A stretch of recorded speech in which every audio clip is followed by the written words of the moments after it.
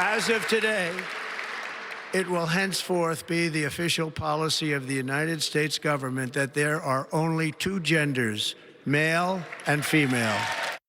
That statement, you heard it, received applause from the crowd at President Trump's inauguration. But this morning, it's creating anxiety for our local LGBTQ plus community and fear of losing much needed resources. We're going to look in Victor Jorge. He's joining us here. He's been digging into the actions the Trump administration has already taken and what it could mean, Victor, for the trans community. Yeah, there's certainly fear there. The new executive order defines gender strictly as male or female, doing away with any recognition of non-binary people. It also puts a big question mark on federal funding for organizations that help trans people transition.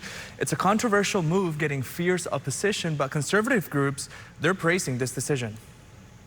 Things are changing at Compass Community Center in Lake Worth Beach. The mood is fear and confusion and not knowing what comes next. The LGBTQ Resource Center prides itself on inclusivity, but it now faces uncertainty. Everybody has the right to live free in this country. At least that was the promise of this country and its founding. Chief Operations Officer Michael Riordan is a transgender woman. She is no stranger to fighting for her community's rights. We're just your brothers and sisters, your mothers and fathers, your best friends, people that you love. This executive order signed by President Trump on his first day in office says, in part, my administration will defend women's rights and protect freedom of conscience by using clear and accurate language and policies that recognize women are biologically female and men are biologically male. The order is receiving high praise from conservative groups like the Christian Family Coalition.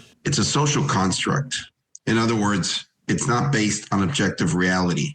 It only exists if people believe it exists. And obviously, most Americans believe that there are only two sexes, male and female. The order also pushes federal agencies to remove any wording promoting gender ideology. Federal funding for places like Compass is also on the line. We do receive federal funding. We have several grants.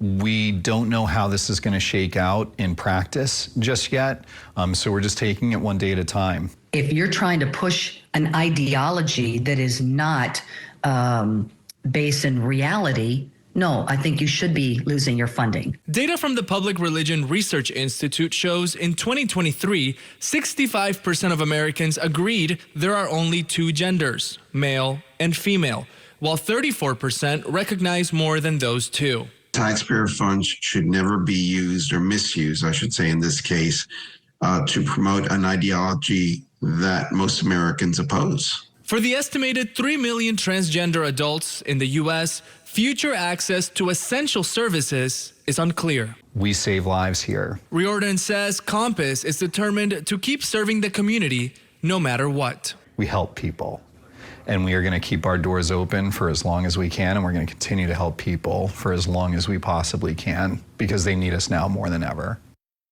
Yeah, more details here. The president has also signed another executive order restricting access to gender-affirming care. That includes things like puberty blockers and hormone therapy surgeries for people younger than 19 years old. Another order is directing the Pentagon to come up with a policy for transgender service members within 30 days. Of course, we'll stay on top of this.